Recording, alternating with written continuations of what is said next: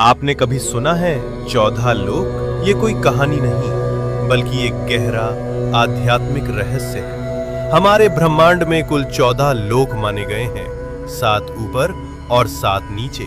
ऊपर के 7 लोक, इन लोकों में आत्मा ऊंचाई की ओर बढ़ती है, ज्ञान, शांति और मोक्ष की दिशा में। भूलोक, ये वो लोक है जहां हम सभी मनुष्य रहते हैं।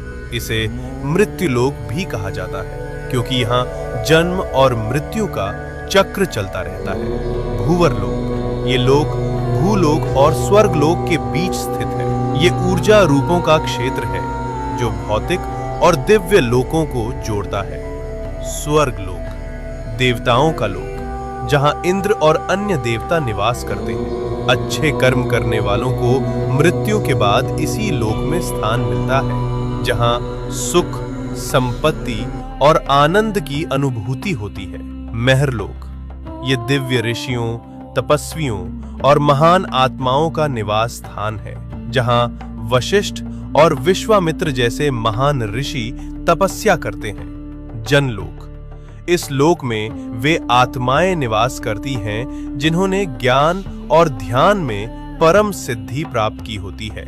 यहाँ के वासी ब्रह्मा जी की लीलाओं में लीन रहते हैं। तपलोक, अत्यंत शक्तिशाली तपस्वियों का स्थान, जो शरीर से परे केवल चेतना में स्थित होते हैं। ब्रह्मलोक, यह है अंतिम लक्ष्य है, जहां केवल सत्य है, मोक्ष है और ईश्वर का साक्षात्कार होता है।